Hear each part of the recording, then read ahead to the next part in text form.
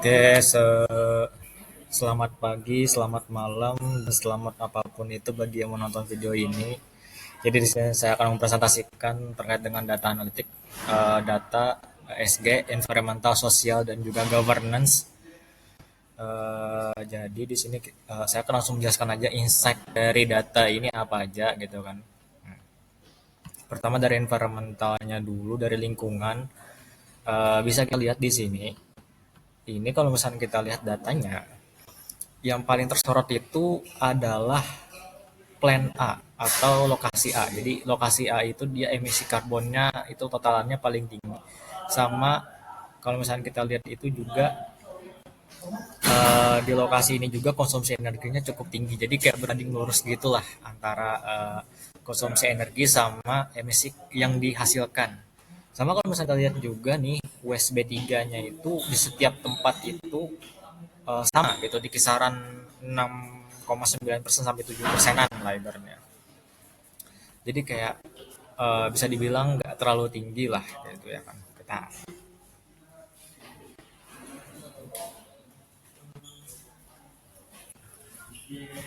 Nah, habis itu mungkin paling di lingkungan ini perhatian khusus ya ke data karena ada beberapa insiden kebocoran gitu. Ah, ini insiden minor oil spill tapi ini masih minor sama leak waste storage. Jadi semacam kebocoran. Mungkin ini eh, pertimbangan resiko di sistem penyimpanan limbahnya, ya kan? Nah, tapi habis itu kita lanjut ke sosial. Nah, insight dari sosial itu sendiri adalah kalau misalnya kita lihat di sini insight-nya itu secara sosial itu bagus.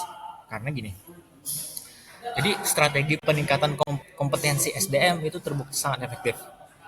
Perusahaan itu sudah berinvestasi cukup banyak lah di biaya pelatihan dan kalau kita lihat itu dari biaya pelatihan itulah kita bisa dapat nih.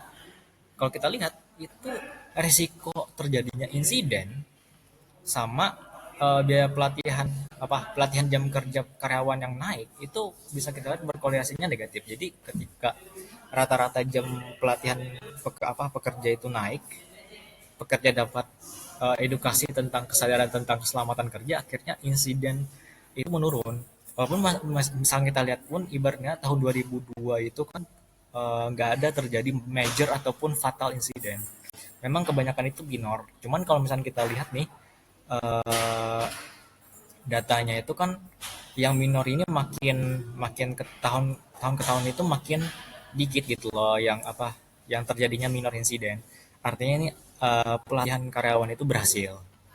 Dan kalau misalnya kita lihat pun juga cukup oke lah dan dari turnover pun juga menurun gitu. Artinya strategi perusahaan terkait dengan pelatihan karyawan itu berhasil. Nah, lalu kita bahas dari segi tata kelola atau governance-nya. Di sini sebenarnya sudah cukup inklusif dan ketat ya. Karena di sini proporsi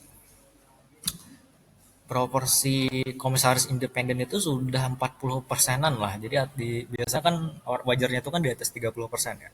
Habis itu kita lihat juga ini eh, fungsi pengawasan komite audit itu sudah cukup tajam. Karena kita lihat sendiri rapatnya aja udah digelar lebih daripada 4 kali nih. Di beberapa tahun terakhir itu udah cukup sering gitu. Dan eh, kehadiran dari para komisaris itu cukup tinggi juga, sekitar 90% ke atas.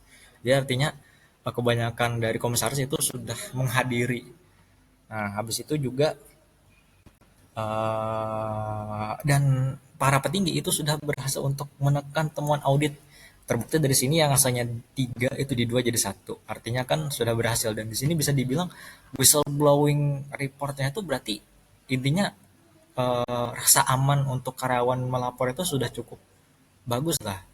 Jadi secara inti tata kelolanya juga sudah cukup bagus. Paling mungkin resikonya ya tadi ada semacam insiden-insiden kecil yang mana mengindikasikan risiko di sana kayak tadi kerusakan atau keanehan anomali di bagian sistem penyimpanan limbah. Mungkin itu aja ya di environmentalnya yang mungkin perbaiki gitu kan. Itulah mungkin untuk presentasi dari saya. Salam hilap, mohon maaf. Wabillahi taufiq wal hidayah. Wassalamualaikum warahmatullahi wabarakatuh.